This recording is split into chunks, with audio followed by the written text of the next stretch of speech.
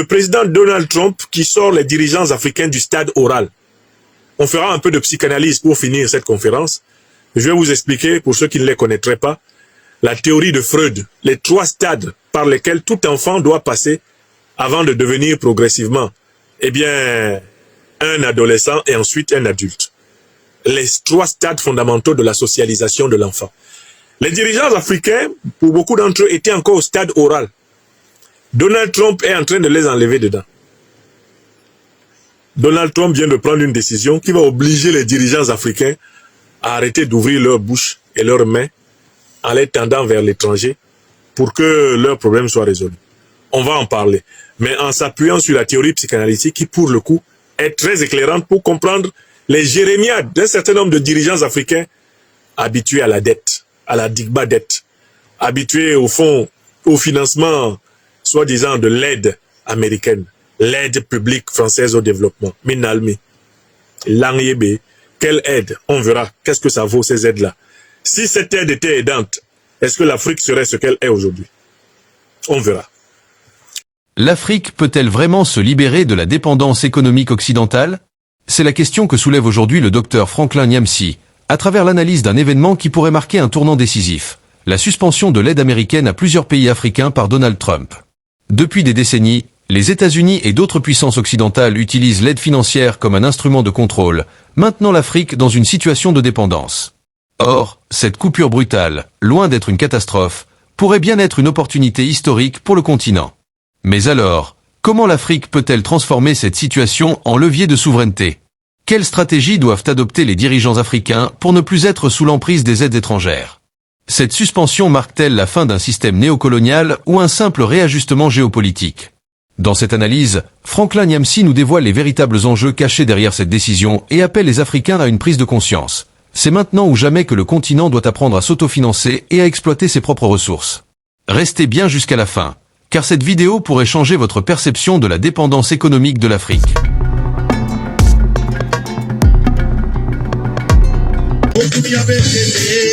Selon le grand psychanalyste autrichien Sigmund Freud, l'un des fondateurs de la psychanalyse, avec Carl Gustav Jung, quand l'être humain sort du ventre de sa mère à la maternité, il va connaître 3 stades d'évolution avant de devenir un adolescent et plus tard un adulte.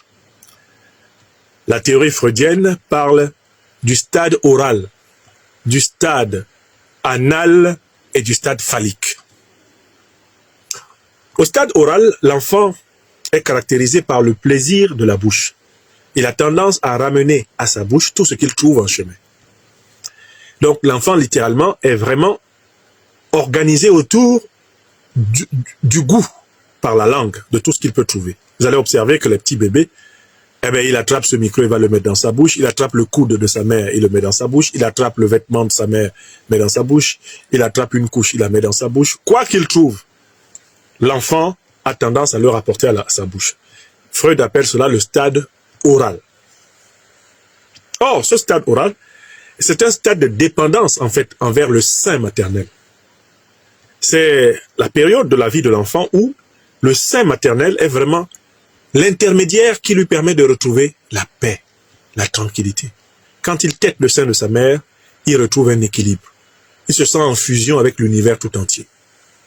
Le stade oral. Et Freud fait remarquer que l'enfant va devoir grandir parce que sa mère et son père, ses parents finissent par lui imposer un refoulement, un moment difficile, ce qui s'appelle le sevrage.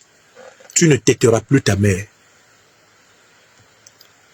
Oui, un jour arrive où elle ne te donne plus le sein. Et là, c'est le sevrage. Tu es obligé donc de refouler, d'être frustré de ton désir de téter ta mère, de boire le lait naturel qu'elle te donne. Plus tard, l'enfant va affronter un nouveau défi, c'est le défi de la propreté. Savoir retenir ses urines et ses matières fécales, ses excréments. Ça s'appelle le stade anal, caractérisé par le développement de ce qu'on appelle la fonction sphinctérienne, c'est-à-dire les muscles qui permettent de contrôler la miction et la défécation. les muscles qui permettent de contrôler l'émission de l'urine et l'émission des excréments. On apprend à l'enfant à les contrôler parce qu'on veut que l'enfant devienne propre. On se prépare à l'envoyer, vous le savez, dans les sociétés occidentales. Là, on approche déjà les 3 ans, on se prépare à l'envoyer à l'école. Bon. L'enfant va donc apprendre à retenir ses matières urinaires et fécales. C'est une nouvelle source de souffrance pour lui, mais c'est une source d'introduction à la vie sociale, puisque pour vivre en société, il faut être propre. Le 3e stade, c'est le stade phallique, quand l'enfant va découvrir qu'il est un petit garçon, et qu'un petit garçon est différent d'une petite fille, et que l'enfant va, selon Freud, développer une tendance à vouloir remplacer son père auprès de sa mère, ou remplacer sa mère auprès de son père, et que finalement il va y avoir un choc à cet âge-là qu'on appelle le complexe d'Édipe ou d'Électre, quand le père va dire au petit garçon, mais cette femme elle est à moi, toi va dans ta chambre, je ne veux plus te voir dans notre chambre, ou quand la mère va dire à la petite fille, mais cet homme il est à moi, il n'est pas à toi, je ne veux plus te voir dans notre chambre. C'est la grande séparation de l'Édipe, qu'on appelle encore l'Électre. Alors, il y a tout un débat pour savoir si ça se passe comme ça partout, et c'est pas sûr que ça se passe comme ça partout, mais c'est comme ça que Freud explique, et il dit que quand un enfant a vécu ces 3 étapes-là correctement, le stade oral, le stade anal et le stade phallique, ce sera un adulte équilibré. Mais quand ça s'est très mal passé, ce sera un adulte déséquilibré. Alors, quand il est déséquilibré, il développe des maladies mentales légères, qu'on appelle des névroses. Et quand ça s'aggrave, ça devient des psychoses. C'est-à-dire des choses qui sont proches de ce qu'on appelle la folie, la démence, des crises maniaco-dépressives, etc. Bon, ça c'est une petite lucarne sur la psychanalyse freudienne. Mais revenons au comportement des dirigeants africains envers les fonds d'aide des pays européens, des pays occidentaux, asiatiques, bref, des pays étrangers. Quelle est l'habitude des dirigeants africains? Il y a certains dirigeants qui ont pris l'habitude d'avoir la bouche ouverte, comme l'enfant au stade oral. Hein? Comme ça. Hein? Mettez seulement. On en connaît un dont nous avons parlé, le spécialiste de la Digba dette, le Digba endetteur, Ouattara Draman, le satrape reptilien venu de Sendou pour troubler la paix des Ivoiriens. Tout son travail, c'est hein, mais donnez-nous ça aussi. 18%, non, c'est pas grave. On va rembourser dans 50 ans. Donnez. Donc, il y a des dirigeants africains qui ont la bouche ouverte comme ça, sur l'aide étrangère. Et toute leur politique étrangère consiste à prendre un avion pour aller mendier des aides. Et ça contribue à donner de l'Afrique une image tellement triste. Une image de continent de mendiants. Voilà un autre qui se lève, Biya. Il a passé tout son temps à endetter le Cameroun. Endetté. L'endettement du Cameroun est comparable à celui de la Côte d'Ivoire. Un endettement exponentiel, aveugle. Monsieur s'en va à Washington et lui aussi dit, on nous prête l'argent avec des taux prohibitifs. Son gros français là veut dire quoi, Paul Biya? Ça veut dire tout simplement qu'il est allé prendre de l'argent sur le dos des générations actuelles et futures du Cameroun, en sachant très bien qu'il ne pourra pas rembourser. Prohibitif, un taux prohibitif, c'est-à-dire c'est un taux qu'il est interdit d'accepter. Parce que quand tu acceptes le taux là, tu t'es pendu tout seul. Tu t'es mis une corde au cou. Et que les crédits que des États prennent ressemblent au terrible crédit revolving, que j'appelle volontiers le crédit revolver. Et quand tu prends ce genre de crédit-là, c'est comme si tu te tirais une balle à la tête. Parce que ce sont des crédits qui sont donnés de telle façon que tu as besoin à un moment donné d'un autre crédit pour rembourser le crédit. Ensuite, tu as besoin d'un crédit pour rembourser le crédit, et tu te retrouves très vite en surendettement. Ce que veut le FMI, la Banque mondiale, le Club de Paris, le Club de Londres, c'est une Afrique dépendante de leurs institutions financières. Et le tour est joué. Ils mettent la main sur les matières premières. Donc, les dirigeants africains sont devenus très forts. Tout ce qui vient de USAID, ils sont dedans. Ils se battent pour être admis dans l'initiative PPTE. Pays pauvres très endettés. Certains ont même organisé des fêtes pour ça. Oh, on a gagné le PPTE. Vous avez gagné quoi? On nous a classé pays pauvres très endettés. Ouais, bravo, président. On te classe pays pauvres très endettés, tu organises une fête. Tu es normal. Est-ce que tu es normal? On te classe pays pauvre. Déjà, c'est une insulte à l'Afrique, qui est le continent le plus riche au monde. Mais on ajoute très endetté. C'est-à-dire, on te dit en fait, individu pendu, mais qui ne le sait pas. pays pauvre très endetté, c'est un individu pendu qui ne le sait pas. Tu es déjà pendu. Tes pieds ne touchent plus le sol. Tu es le seul à ne pas le savoir. Seigneur. Ah non, l'Afrique souffre. Donc, ils ont pris l'habitude, quand ils vont aux États-Unis, de supplier le président américain de leur donner une ligne dans l'aide américaine, USAID. Quand ils viennent à Paris, il faut voir ce que Touadéra est venu faire ici, comment il nous a humiliés. On lui a donné 10 millions. Paris lui a donné à toute la République centrafricaine 10 millions d'euros d'aide française au développement. Touadéra est revenu avec ça aussi. Ils se lèvent, ils vont partout. Ouais, pardon. Ouais, pardon. Ouais, pardon. Alors, il y a un type qui vient de prendre le pouvoir aux États-Unis, il s'appelle Trump. Il n'aime pas les foutaises. Alors, lui, c'est un patriote nationaliste américain. Et puis, c'est un homme qui est imbu de lui-même parce qu'il a gagné beaucoup d'argent dans sa vie. Il est fortuné. Et c'est quelqu'un qui croit, maintenant, dur comme fer, qu'il a une étoile parce que ils l'ont loupé, ils ont tiré dans son oreille. Comme ça n'a pas touché sa tête là, il se dit qu'il est la réincarnation de Jésus-Christ. J'ai un de mes enfants qui sait l'imiter. Quand on fera le téléphone rouge, le téléphone rouge que je prépare, je vais demander à mon fils qui sait imiter Donald Trump de faire Donald Trump. Dans le prochain téléphone rouge, je vous dis, vous allez tomber. Mais le type, I am sure that I am at the head of United States with a precise mission. I have not a penny to give to those gangsters of West Africa who kill their people for power. Let me say it straight. Vraiment, je suis en train d'apprendre Trump, mais j'ai vu mon fiston imiter Trump, j'ai failli tomber de ma chaise. Donc, c'est un monsieur, il n'y a que l'Amérique. Make America great again. Make America great again. Ah, et puis il a des gestes là, je suis en train de travailler sur ces gestes. Let me say it straight. We want to make America great again. We have nothing else to do with any countries. If you are not useful for us, we will not help you. God will help who is helpful. Donald Trump, donc, il est dans le nationalisme, il est dans le patriotisme, il est dans l'entrepreneurialisme, il est même, quand il veut être raciste, il l'est ouvertement. Il est dans le suprémacisme blanc, il est dans le suprémacisme américain. C'est l'homme des excès. Le seul défaut qu'il n'a pas pour le moment, c'est qu'il ne dort pas en public comme son prédécesseur. Il ne dort pas en plein discours. Pour son âge, il est plutôt en forme, Donald Trump. Mais c'est un type qui n'a d'égard pour personne. Vous avez vu, il a augmenté les taxes de la Chine. Il a augmenté les taxes du Canada. Il va augmenter les taxes de l'Union européenne. C'est pas son problème. Il voulait imposer au Mexique des conditions de taxes terribles. Le Mexique a dit, nous allons envoyer 10 000 soldats protéger la frontière entre les États-Unis et nous pour que les migrants, eh bien, n'entrent plus violemment aux États-Unis. Trump a dit, I give you 1 month without tax. 1 month. Just to see if you are very honest and serious. Oui, Trump a suspendu leur taxation 2 mois.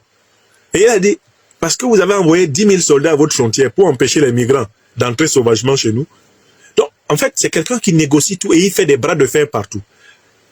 Il menace même Poutine. If he don't negotiate, there will be sanctions. Let me be clear. There will be sanctions. En fait, Trump n'est pas seul dans sa tête, ça c'est sûr. Mais il y a un point important et qui est intéressant sur Trump, c'est qu'il ne veut pas flatter les dirigeants africains. Et ce point-là me plaît du tonnerre. Le fait que Trump ne veuille pas flatter les dirigeants africains fait que Trump joue le rôle de la mère dans le moment du sevrage, au stade oral de Freud.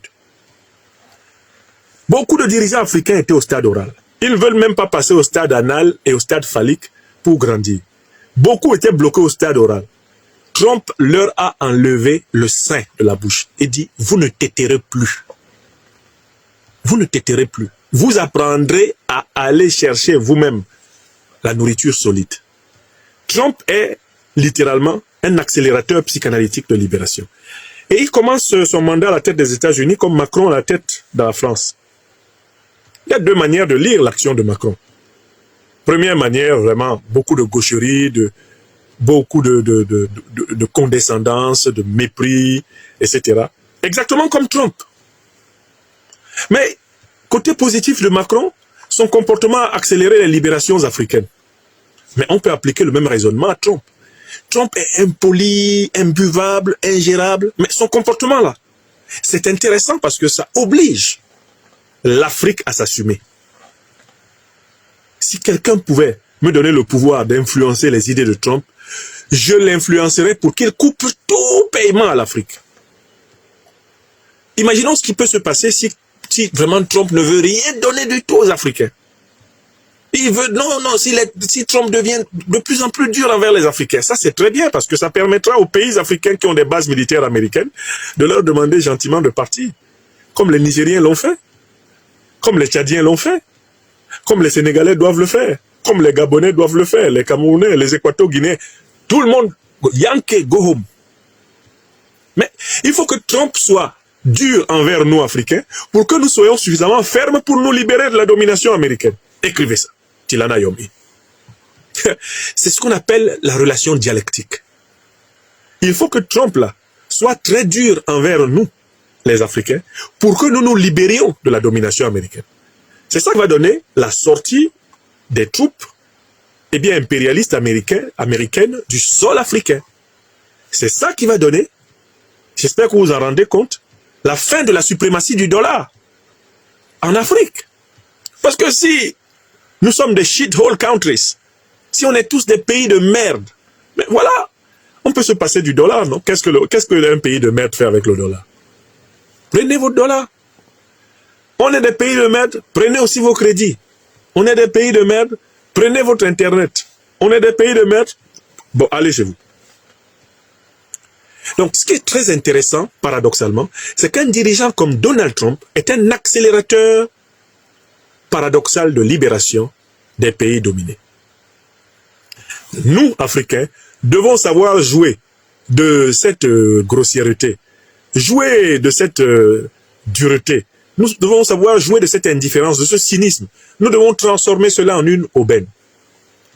Sur les livres de mathématiques de mon adolescence, un docteur en mathématiques de mon pays natal, Jean Concam, avait écrit une phrase qui m'est restée dans l'esprit.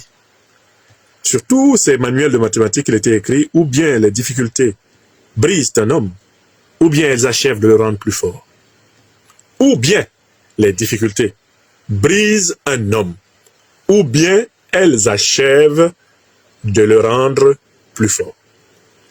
Trump met l'Afrique en difficulté, mais ce dont il ne se rend pas compte, c'est qu'il donne à l'Afrique l'occasion d'être plus forte.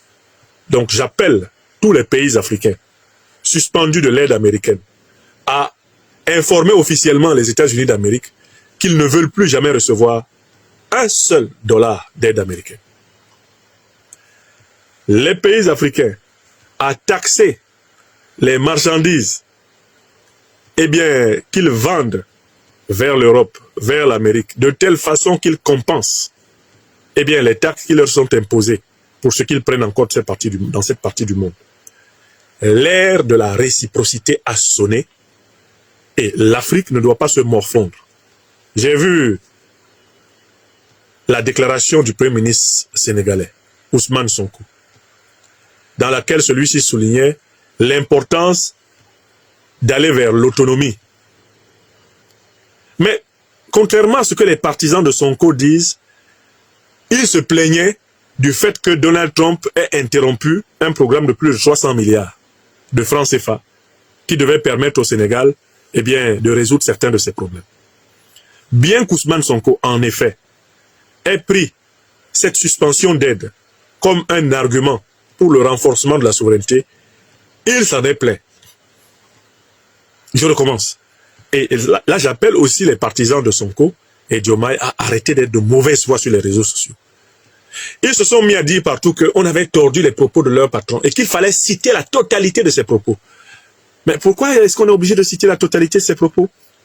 Dès lors qu'on veut simplement souligner le fait que il est allé jusqu'à exprimer une douleur. Il faut, en réalité, dans ces moments-là, exprimer plutôt une joie.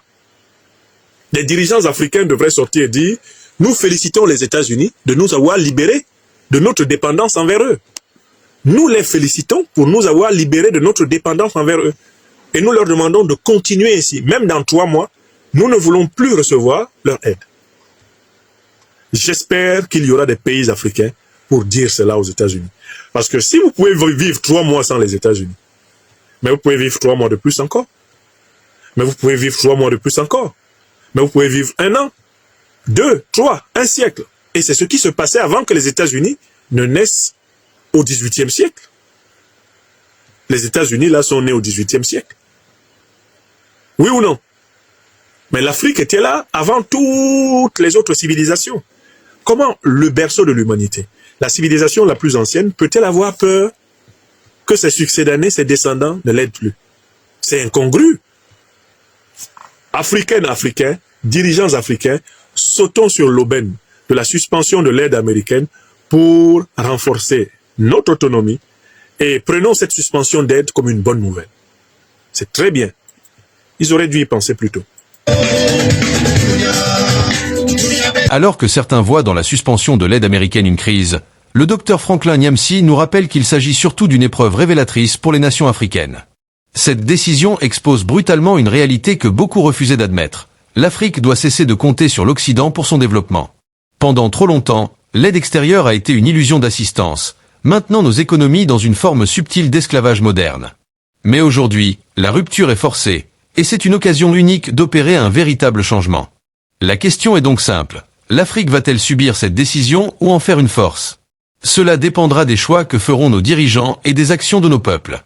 Il est temps de renforcer notre souveraineté économique, d'investir dans nos propres industries et d'arrêter de tendre la main aux puissances étrangères qui ne font que servir leurs propres intérêts. Ne nous trompons pas, c'est maintenant que se joue l'avenir du continent. Si vous pensez que l'Afrique doit prendre son destin en main, partagez cette vidéo, commentez avec vos idées et surtout, restons mobilisés pour une Afrique libre et indépendante.